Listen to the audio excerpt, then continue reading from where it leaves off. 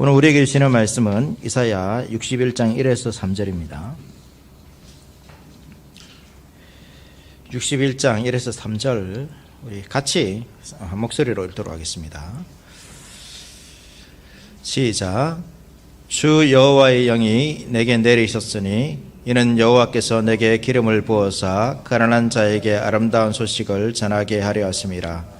나를 보내사 마음이 상한 자를 고치며 포로된 자에게 자유를, 갇힌 자에게 노임을 선포하며 여호와의 은혜의 해와 우리 하나님의 보복의 날을 선포하여 모든 슬픈 자를 위로하되 무릇 시온에서 슬퍼하는 자에게 화관을 주어 그 죄를 대신하여 기쁨의 기름을 그 슬픔을 대신하며 찬송의 옷으로 그 근심을 대신하시고 그들이 의의 나무 곧 여호와께서 심으신 그 영광을 나타낼 자라 일컬음을 받게 하려 하심이라. 아멘. 네. 오늘은 요리문답을 한번 같이 읽고 시작하도록 하겠습니다. 31문과 32문 제가 문을 읽고 여러분 다 답하시면 되겠습니다.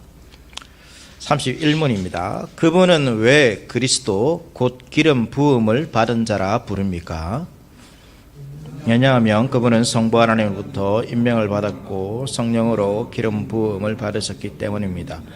그분은 우리의 큰 선지자와 선생으로서 우리의 구원을 위한 하나님의 감추인 경영과 뜻을 온전히 계시하시고 우리의 유일한 대제사장으로서 그의 몸을 단번에 제물로 드려 우리를 구속하셨고 성부 앞에서 우리를 위해 항상 간구하시며 또한 우리의 영원한 왕으로서 그의 말씀과 성령으로 우리를 다스리시고 우리를 위해 획득하신 구원을 누리도록 우리를 위해 보존하십니다. 32문. 그런데 당신은 왜 그리스도인이라 불립니까? 왜냐하면 내가 믿음으로 그리스도의 지체가 되어 그의 기름 부음에 참여하기 때문입니다. 나는 선지자로서 그의 이름에 증인이 되며 제사장으로서 나 자신을 감사의 산제물로 그에게 드리고 또한 왕으로서 이 세상에 사는 동안 자유롭게 선한 양심으로 죄와 마귀에 대항하여 싸우고 이후로는 영원히 그와 함께 모든 피조물을 다스릴 것입니다. 아멘. 하이델베르크 요리문답 오늘 12번째 주일입니다. 주일이고 사도의 행전을 우리가 살펴보고 있는데요. 사도행전은 이제 크게 세 부분으로 나눠져 있죠. 성부, 성자, 성령 하나님에 관한 내용으로 나눠져 있습니다. 우리가 지난주부터 이제 성자 하나님에 관한 부분을 살펴보고 있고, 성자 하나님에 관한 부분을 살펴보면서 먼저 살피는 것은 그분의 호칭에 대해서 우리가 살펴보는 것입니다.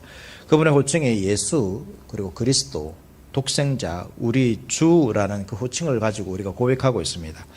지난 수요일에는 예수라는 호칭에 대해서 우리가 살펴보았죠. 그분이 우리의 구원자가 되신다라는 것을 보았습니다. 오늘은 이제 그리스도에 대해서 살펴봅니다. 우리가 요리문답도 읽었는데 요리문답에서 예수님께서 왜 그리스도라고 불리는지, 그러니까 그리스도의 의미가 뭔지를 살펴보고 또 이어서 왜 우리가 그리스도인이라 불리는지 그 내용을 우리가 같이 살펴보는 시간을 가지게 되는 것입니다. 그리스도라는 이 말은 이제 히브리어로 메시아입니다. 메시아고 그것을 이제 헬라어로 크리스토스라고 해서 이제 부르게 되었습니다. 똑같은 말이죠. 그 의미가 뭐냐면 기름 부음을 받은 자라는 뜻입니다. 그래서 그리스도는 그러니까 기름 부음 받은 자를 가리키는 호칭이 칭호가 그리스도입니다. 그래서 특별한 구원자라는 것은 예수님의 이름에 담겨 있고 구약에서부터 계속해서 담겨진 것은 그리스도는 기름 부음을 받은 자라는 것입니다. 그래서 이 그리스도라는 의미를 잘 알기 위해서 무엇을 잘 알아야 되겠습니까? 기름 부음 받은 자라는 기름 부음이 어떤 의미가 있는지를 이제 먼저 알아야 되는 것이죠. 성경에서 기름 붓는 것이 무엇을 의미하는지 먼저 알아야 됩니다. 구약 성경에 보면 기름을 붓는 경우가 두 가지가 있습니다. 첫 번째는 하나님께서 그 사역자를, 그러니까 하나님의 사역을 행할 직분자를 임명할 때 기름을 부었습니다.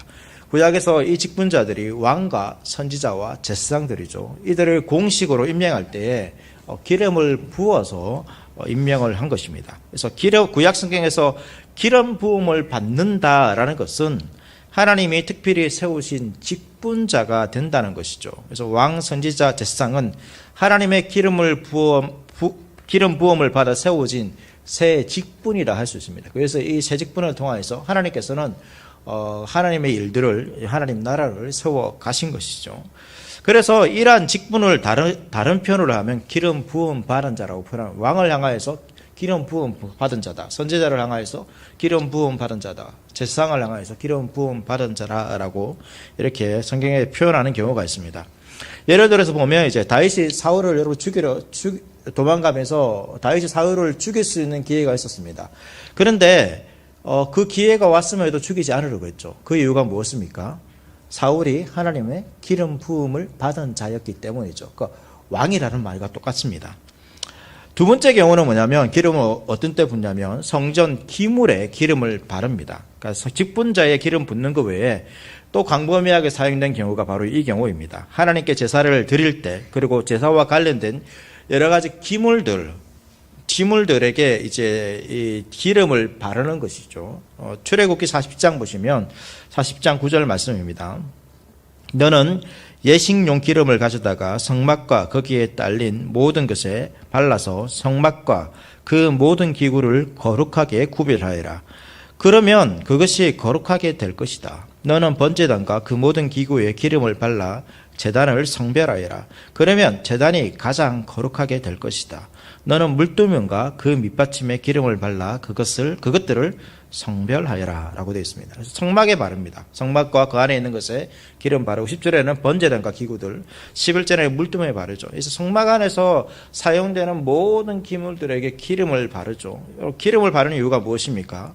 거룩하게 구별되기 위해서입니다. 어떻게 보면 똑같은 물건이지만 그 성전 안에서는 기름을 발라서 구별시키는 것이죠. 이렇게 두 경우에 기름을 바르는, 기름을 붓는 그러한 일들이 구약 성경 가운데 있습니다. 그런데 이 두 경우 공통된 의미가 있습니다. 겉보기에 사람에게 기름을 붓는 거나 성전 기물에 기름을 바르는 것, 어떻게 보면 전혀 다른 일처럼 보이지만 사실은 성경에서 기름을 붓는다는 것은 하나의 의미를 가지고 있습니다. 그것이 무엇입니까? 우리가 이제 보듯이 기름을 바름으로써 어떻게 되는 것이죠? 그것이 거룩해지는 것입니다. 기름을 붓거나 바르면 왜 거룩해질까요? 기름 자체에 특별한 효능이 있기 때문에 그런 것입니까? 그렇지는 않습니다. 특별한 기름이 아닙니다. 기름을 붓는 것이 상징하는 것이 있기 때문인 것이죠. 기름을 붓는다는 것이 구약에서는 상징하는 것이 있습니다. 이사야 61장 1절 말씀 보시면 주님께서 나에게 기름을 부으시니 주 하나님의 영이 나에게 임하셨다. 주님께서 나를 보내셔서 가난한 자에게 기쁜 소식을 전하고 상한 마음을 싸매어주고 포로에게 자유를 선포하고 갇힌 사람의 석방을 선언하고. 이사야 61장은 이제 이사야가 자신이 받은 사명에 대해서 이야기해 주는 것입니다. 자신이 이 선지자로 사는 사명이 뭐냐면 이제 이런 것이다라고 말하면서 맨 앞에 설명하고 있는 것이 주님께서 나에게 뭐 하셨다는 것이죠. 기름을 부어서 된 일이라고 말하고 있습니다. 자신이 선지자가 된 것은 주님께서 기름을 부었다는 거죠. 그러니까 선지자는 기름 부어서 선지자가 되는 것입니다. 그렇게 하나님의 선지자의 직분을 가지게 되었습니다. 그런데 이사야는 또 기름을 붓는 것과 또 무엇을 연결하고 있냐면 주 하나님의 영이 나에게 임하셨다라는 것을 지금 서로 연결하고 있죠. 그래서 기름을 붓는다는 것은, 바른다는 것은 무엇과 관련되어 있습니까? 성령과 관련되어 있다는 것입니다. 이사야뿐만 아니라 성경의 다른 곳에서 직분자들이 자신의 직분을 받는 것과 성령을 받는 것을 밀접하게 연결해서 말하는 부분들이 있습니다. 사무엘상 16장 13절 말씀 보시면 사무엘이 기름을 담긴 뿔병을 들고 그의 형들이 둘러선 가운데서 다윗에게 기름을 부었다. 그러자 주의 영이 그날부터 계속 다윗을 감동시켰다. 사무엘은 거기에서 떠나 남아로 돌아갔다. 그러니까 기름을 붓는 일과 또 무엇과 관련되어 있습니까? 성령을 받는 것과 관련되어 있다는 거죠. 그래서 구약에서 기름을 붓는다는 것은 성령이 임한다는 것입니다. 그것을 상징하는 것이 바로 기름을 붓는 행위죠. 성령은 거룩하게 하시는 영입니다. 성전 기물이라 하나님의 직분을 받아 행하는 자들은 먼저 어떻게 되는 거죠? 기름 부음, 곧 성령을 받음을 통하여서 거룩하게 구별되어야지만 하나님의 일을 할 수 있다는 것을 구약 성경에서 보여주고 있습니다. 그래서 성경에서 말하는 기름 부음, 그리스도라는 것은 이제 이 성령을 받는 것이죠. 이 일을 통하여서 하나님의 일을, 거룩한 일을 감당하는 것입니다. 예수님이 그리스도죠. 기름 부음 받은 자라는 것입니다. 예수님은 기름 부음 받은 자입니다. 구약에서 기름 부음 받은 자가 성령을 받아서 거룩하게 되어서 하나님의 직분을 이행하는 것처럼 예수님도 동일하게 그렇게 직분을 이행한다는 것입니다. 누가복음 4장 18절과 19절 말씀 보시면 이사야 말씀 똑같이 예수님께서 인용하고 있습니다. 주님의 영이 내게 내리셨다. 주님께서 내게 기름을 부으셔서 가난한 사람에게 기쁜 소식을 전하게 하셨다. 주님께서 나를 보내셔서 포로된 사람들에게 해방을 선포하고 눈먼 사람들에게 눈뜸을 선포하고 억눌린 사람들을 풀어주고 주님의 은혜의 해를 선포하게 하셨다라고 말하고 있습니다. 그러니까 회당에서 사람들에게 이제 말씀을 읽으시는데 이사야 61장 말씀을 읽으시죠. 이 말씀을 읽고 나서 예수님께서 뭐라고 말씀하시냐면 이 성경 말씀이 너희가 듣는 가운데서 오늘 이루어졌다라고 말하고 있습니다. 그러니까 본래 이 말씀은 이사야에게 주셨던 말씀이죠. 그러나 이사야가 그 사명을 감당했지만 완성되지 않았습니다. 성취되지 않았습니다. 그리고 결국은 이 이사야 61장 말씀은 앞으로 오실 메시아를 가리키고 있고 그것이 예수 그리스도를 통해서 이루어진다는 것을 말해주고 있는 것이죠. 이사야 61장에 나타나는 기름 부음을 받는 종이 누굽니까? 바로 예수 그리스도라는 것을 예수님께서 스스로 말씀해 주고 있는 것입니다.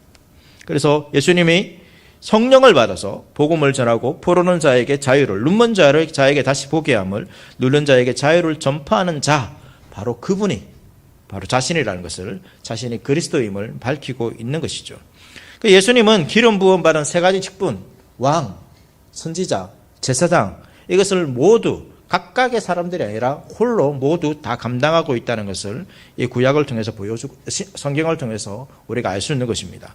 그리고 우리가 이것을 기억할 수 있는 것은 예수님께서 세례를 받으셨죠. 세례를 받았을 때 그러니까 사역을 시작할 때 세례를 받고 시작합니다. 세례를 받고 난 후에 어떻게 됩니까? 무엇이 임하죠? 하늘에서 비둘기같이 성령이 임하는 것입니다. 그 장면이 뭐냐면 하나님께서 예수님을 그리스도로서 그러니까 이 세 가지 직분을 갖춘 자로서 하나님께서 그에게 기름을 부으셨다는 장면이 바로 이 비둘기같이 성령의 비둘기같이 임하는 장면입니다. 그래서 이렇게 구약에 계시된 그 왕과 선지자 제사장의 역할들이 예수님 안에서 성취되는 것이죠. 그래서 이 세 가지 직분들을 좀 간략하게 살펴보겠습니다. 먼저 선지자입니다. 여러분 선지자는 하나님 말씀을 전하는 전달자였죠. 이들은 핍박과 예면을 당하면서 이 하나님 말씀을 선포했습니다. 그리고 이 선지자의 모든 사역들이 결국 예수님을 예표하고 있습니다. 하지만 차이점이 있습니다. 뭐냐면 선지자들은 자신이 뭔가 말을 만들어내서 말을 선포한 자들이 아니라 하나님께서 받아서 말씀을 선포한 자들이었죠. 하지만 예수님은 어떻습니까? 예수님은 말씀 그 자체이십니다. 선지자들은 하나님의 말씀을 전파했지만 예수님은 말씀 그 자체로서 자신이 말씀에 대해서 세상에 하나님의 말씀을 전파하신 것이죠. 그리고 선지자들은 메시지를 전하면서 자신의 약함으로 인해서 많은 갈등과 어려움을 겪었습니다. 우리가 엘리야라든지 여러 선지자를 보면 완전한 선지자가 없습니다. 자신의 부족함을 고백하고 또 그 사역에 하나님께 처음에 열심히 했다가 고난 가운데서 또 그렇게 하지 못했다가 도망갔다가 막 이런 선지자들이 있습니다. 그러나 예수님은 어떻습니까? 그러한 모습이 없는 것이죠. 정말로 가장 큰 고통 앞에서도 도망가지 않으시고 신실하게 그 하나님의 말씀을 전파하신 선지자가 바로 예수님이십니다. 그래서 참 선지자라는 것이죠. 그 다음에 이제 대제사장입니다. 요리문답에서는 대제사장의 역할을 직무를 두 가지로 말하고 있습니다. 하나는 제사를 올려드리는 것이고 하나는 백성을 중보하는 역할입니다. 그러니까 구약의 모든 대제사장들이 가진 역할이 바로 이것이라는 거죠. 그리고 이것이 예수님의 사역 가운데 드러나고 있습니다.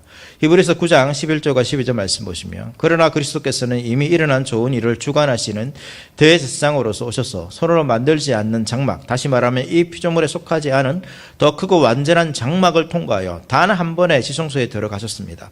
그러나 그는 염소나 송아지의 피로서가 아니라 자기의 피로서 우리에게 영원한 구원을 이루셨습니다. 제사를 올려드렸습니다. 자신이 제물이 되셔서 제사를 올려드리셨죠. 그리고 이 동일한 사건을 통하여서 자신이 제물 되심으로 하나님의 이 백성들을 위한 중보가 되셨다라고 히브리서 말씀은 기록하고 있습니다. 그래서 예수님께서는 이러한 제물로서 제사드리는 역할과 중보자로서의 그 사역들을 대제사장으로서 감당하셨다는 것을 신약 성경은 말해주고 있는 것이죠. 이 왕의 직무입니다. 왕의 직무도 크게 두 가지를 할 수 있습니다. 하나는 다스리는 것이고 하나는 그의 백성들을 보호하는 것입니다. 시편 2편 6절과 9절 말씀 보시면 내가 나의 거룩한 산 시온산에선 나의 왕을 세웠다 하신다. 내가 그들을 철퇴로 부수며 질그릇을 부수듯이 부술 것이다 하셨다. 여러분 시편을 읽다 보면 많은 의인들이 고난당하는 장면들이 있습니다. 시편의 의인들은 어떻게 보면 세상에서 악인들에 의해서 고난당하는 자들이죠. 그러면서 그들의 왕을 갈구합니다. 그래서 시편 2편은 그 왕을 이야기하면서 하나님께서 왕을 세웠다, 나의 왕을 세웠다 하시면서 그 왕이 무엇을 하십니까? 철퇴로서 그 악인들을 부수는 일들을 하신다는 것입니다. 이것이 이 시편에서 왕을 바라는 왕의 역할들을 보여주고 있는 것이죠. 그리고 이 일들이 예수님 안에서 이루어지는 것을 우리가 볼 수 있습니다.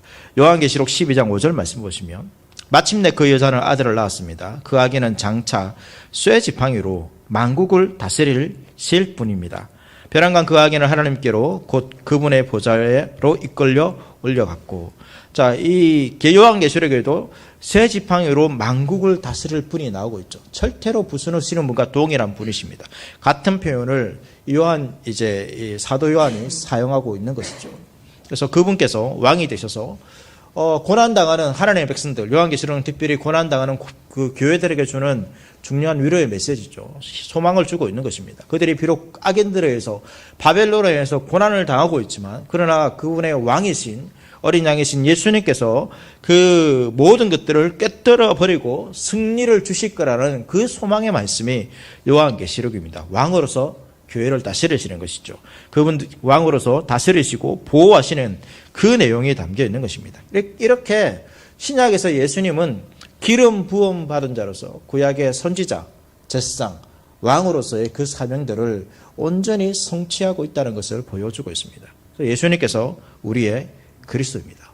우리가 예수님은 나의 그리스도이십니다라고 고백할 때 단순히 나의 구원자 이 정도의 생각이 아니라 이 세 가지 직분을 함께 마음에 담아서 고백하는 거죠. 그분을 통하여 우리가 하나님 말씀을 듣습니다. 그분이 나의 중보자가 되십니다. 예수 그리스도의 이름으로 기도하는 것이죠. 나를 위해서 죽으셨고 나의 유일한 중보자가 되셔서 하나님 앞에서 나의 간구를 올려드릴 수 있게 해주는 것입니다. 그리고 그분이 나의 왕이십니다. 나를 다스리시고 나를 보호하시는 분이십니다. 지금도 예수님은 그리스도로서 우리가 지금도 예수님을 그리스도라고 고백하고 있지 않습니까? 그것은 과거의 사건이 아니라 지금 현재 진행되고 있는 것입니다. 지금도 왕으로서 제사장으로서 선지자로서 오늘 우리를 위해서 일하시고 계신 분이 바로 예수 그리스도라는 고백인 것입니다. 그래서 예수님만이 참 왕이시고 선지자이시고 참 대제사장이죠. 우리가 이렇게 고백하는데 예수님의 다른 말씀을 찾고 예수님 외에 다른 중보자를 찾고 예수님 외에 다른 왕을 찾는다라면 우리는 제대로 이 신앙을 고백하지 못하는 것입니다. 우리가 주일날 모일 때마다 또 여러분 개인적으로 또 사도신경을 고백할 때가 있을 것입니다. 고백할 때마다 주님을 고백할 때 그 마음을 담아서 고백하는 것입니다. 주님만이 나의 유일한 왕이십니다. 제사장이십니다. 선지자이십니다. 라고 고백하는 것이죠. 이렇듯 우리가 살펴본 것처럼 이제 그리스도라는 징후는 먼저 예수님을 통하여서 성취됩니다. 예수님을 긋는 표현이죠. 그런데 이 성경에 보면 놀랍게도 요한 1서 2장 20절과 27절 말씀 보시면 사도 요한이 이 그리스도라는 그러니까 기름 부음 받은 자라는 이 칭호가 예수님에게만 쓰고 있는 것이 아니라 우리들에게도 쓰고 있다는 것을 알 수 있습니다. 요한 1서 2장 20절 말씀 보시면 여러분은 거룩하게 하신 분에게서 기름 부음을 받아 모든 것을 알고 있습니다. 27절 여러분으로 말하자면 그가 기름 부어 주신 것이 여러분 속에 머물러 있으니 여러분은 아무에게서도 가르침을 받을 필요가 없습니다. 그가 기름 부어 주신 것이 여러분에게 모든 것을 가르쳐 줍니다. 요한이 우리를 향하여서 뭐라고 말하고 있죠? 기름 부음 받은 자라고 말하고 있습니다. 이 다른 말은 무슨 말입니까? 그리스도라는 것이죠. 예수님만이 그리스도가 아니라 우리도 그리스도고, 그래서 우리가 읽었던 32문답에서는 우리를 향하여서 뭐라고 부르고 있습니까? 그리스도인이라 부르고 있습니다. 그리스도인. 우리는 그리스도인입니다. 단순히 믿기 때문에, 그리스도를 믿기 때문에 그리스도인이라 불리는 것이 아니라 우리가 그리스도께서 하셨던 그 역할들을 우리가 감당하기 때문에 그리스도인이라 불리는 것입니다. 단순히 교회 다니기 때문에, 나는 예수님을 믿기 때문에 그렇게 불리는 것이 아니라는 거죠. 32문답을 읽어보면 그러한 내용들이 자세하게 기록되어 있습니다. 우리가 그리스도인, 왜 그리스도인입니까? 예수님을 믿기 때문에 그리스도인입니다. 이렇게 표현하고 있지 않습니다. 우리가 왕으로서, 제사장으로서, 선지자로서 그 일들을 우리가 하고 있기 때문에 예수님의 그 왕으로서 예수님께서 그리스도이지 않습니까? 왕, 선지자, 제사장 직분이 예수님으로서 끝나지 않았다는 것입니다. 우리를 그 그리스도의 사역에 동참시키셔서 우리가 왕, 선지자, 제사장이 된다고 말하고 있습니다. 그리스도인이라는 표현은 저와 여러분들이 왕이라는 것입니다. 저와 여러분들이 제사장이고 선지자라는 표현이 내가 그리스도인이다. 당신은 그리스도인입니다. 라는 표현 가운데 담겨 있다는 것이죠. 성경은 우리가 그리스도의 이름으로 세례를 받고 그리스도의 지체가 될 때에 그리스도의 기름 부음에 참여하는 것이다라고 성경은 말해주고 있는 것입니다. 신앙 고백할 때 무엇이 임재하는 것입니까? 성령이 임재하는 것이죠. 성령의 임재가 무엇이죠? 그리스도입니다. 기름 부음입니다. 이러한 기름 부음이 있었기 때문에 우리도 그리스도의 사역을 감당하고, 그래서 베드로는 우리를 향해서 왕 같은 제사장이요 거룩한 나라가 되었다라고 말하고 있는 것이죠. 이것이 그리스도의 의미입니다. 그래서 우리는 어떻게 살아야 됩니까? 요르분답에 기록된 것처럼 스스로가 선지자임을 인식하면서 그리스도의 이름에 증인이 되어야 합니다. 그리고 우리 스스로가 제사장임을 인식하여서 자신의 몸을 산제물로 그리스도께 드려야죠. 그리스도께서 자신의 몸을 주님께 우리를 위한 제사로 드리신 것처럼 우리 또한 우리의 몸을, 우리의 삶을 주님 앞에 제사로 올려드리는 것입니다. 또 우리 스스로가 왕임을 인식하여서 뭐 해야 되죠? 마귀와 싸우는 것입니다. 그리스도와 함께 이 피조 세계를 다스리는 자로서 서야 하는 것이죠. 이것이 기름 부음 받은 자로서 살아가는 것입니다. 여러분, 그리스도께서 행하신 일을 제가 몇 번 말씀드렸습니다. 그리스도께서 어떤 일을 행하셨잖아요. 그리스도는 그 일을, 그리스도 자신을 위해서는 예수님께서 그 일을 하실 필요가 없습니다. 왜? 이미 그것보다 더 놀라운 그 존귀한 존재이기 때문에 그리스도 자신을 위해서 그렇게 하실 필요가 없습니다. 왜 그 일을 하셨습니까? 왜 그 일을 하신 것입니까? 제가 말씀드렸죠. 우리를 위해서 하신 것입니다. 우리를 그런 존귀한 자로 삼기 위해서, 우리를 왕으로서, 하나님의 제사장으로서, 거룩한 선지자로서 삼기 위해서 예수님께서 그렇게 그 일을 감당하신 것입니다. 그리고 우리를 그 그리스도 안으로 불러 모으시는 거죠. 우리를 너희가 그리스도다 라고 말하는 것입니다. 너희는 그리스도인이다. 너희는 왕이고 선지자고 제사장이다. 이 땅에는 비록 내가 없지만 나와 동일한 너희가 있기 때문에 너희를 통하여서 그 사역들이, 그 모습들이 교회를 통하여서 계속해서 드러나기를 원한다라고 우리에게 말씀해 주고 있는 것이 그리스도의 고백에 담겨 있는 것입니다. 두 가지를 기억해야 됩니다. 여러분, 우리가 예수 그리스도를 고백할 때 그 고백 가운데 예수님이 나의 왕, 제사장, 선지자입니다. 또 한 가지를 고백하는 것이죠. 내가 하나님의 왕, 하나님께서 맡겨주신 왕으로서, 제사장으로서 선지자의 사명을 이 땅에서 신실하게 감당하겠습니다라는 고백이 함께 달린 것이 그리스도라는 고백에 담긴 것입니다. 이 고백을 주님 앞에서 신실하게 행하시면서 저와 여러분의 삶 가운데 이것이 더욱더 풍성하게 드러날 수 있기를 소망합니다. 우리를 통하여서 세상이 변화되어지고, 우리를 통하여서 하나님의 말씀이 세상에 드러나며 우리의 삶이 일상에서 제사를 드리고 또 일상에서 중보자로서의 그러한 삶을 감당하여서 주님께서, 주 예수께서 이루신 그 놀라운 그 복음의 일들이, 하나님 나라의 모습들이 풍성하게 드러나는 그러한 저와 여러분들의 모습들이 될 수 있기를 바라겠습니다.